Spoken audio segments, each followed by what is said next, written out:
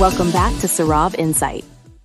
Sometimes in life, you hit these pivotal moments where everything changes at once. And today, I'm sitting down with Saurav to talk about exactly that. Saurav, you landed in the UK in early 2023, right when the world was flipping upside down. You've described that moment as, well, terrified. Terrified is actually an understatement. I had just left a digital agency back in Nepal, a company I helped build. I went from being a partner, someone with a reputation and a network, to literally just another student visa holder in London. It was a jarring shift.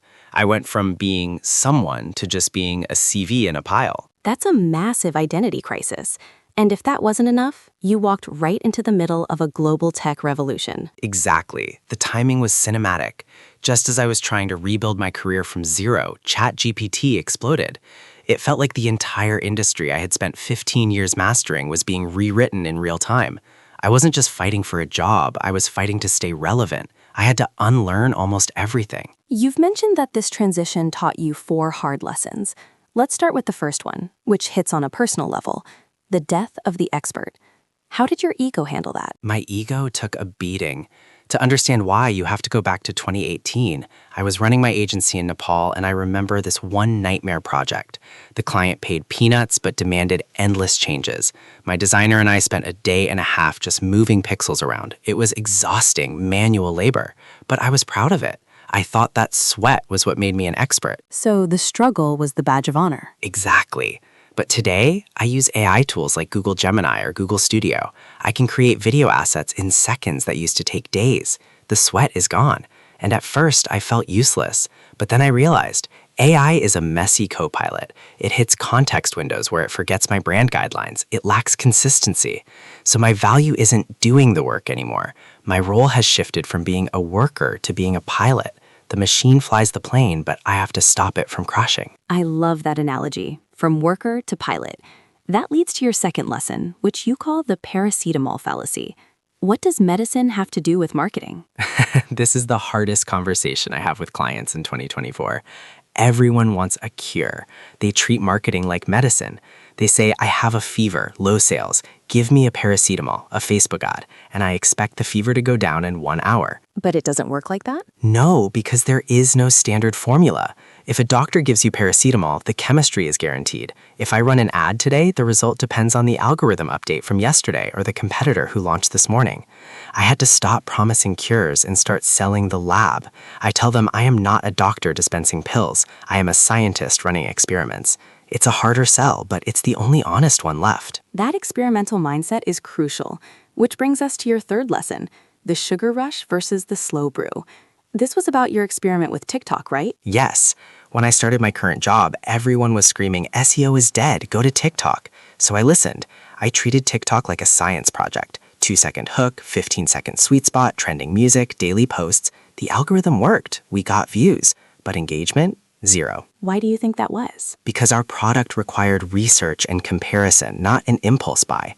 TikTok is a sugar rush. It feels good instantly, but crashes when you stop posting. So I went back to the boring stuff, SEO. I fixed technical errors, I answered customer questions. I didn't get a viral hit, but slowly the traffic started brewing. It takes time, but it wakes you up with sales. That's a powerful distinction. Don't chase the dopamine, build the foundation. Now, let's talk about the final lesson. You said this one actually saved you.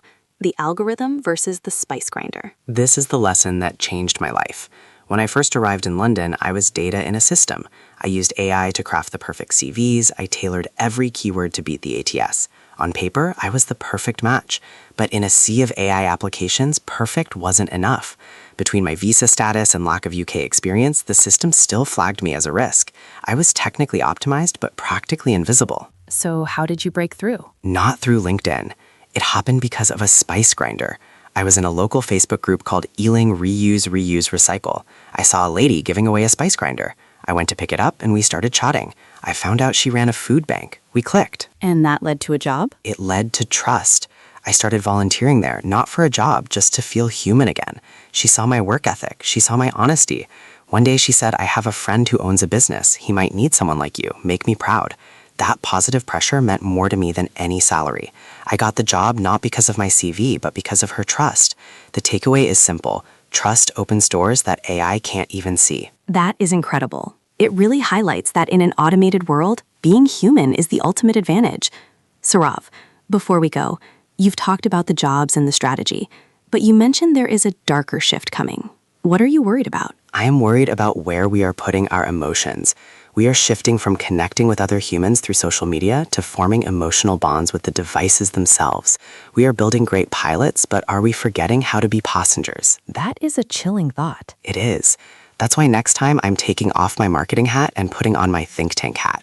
We need to talk about the future of work, the universal basic income debate, and the mental cost of trading community for convenience. I cannot wait for that episode. Saurav, thank you for sharing your journey. And to our listeners, thanks for tuning in to Saurav Insight. See you next time.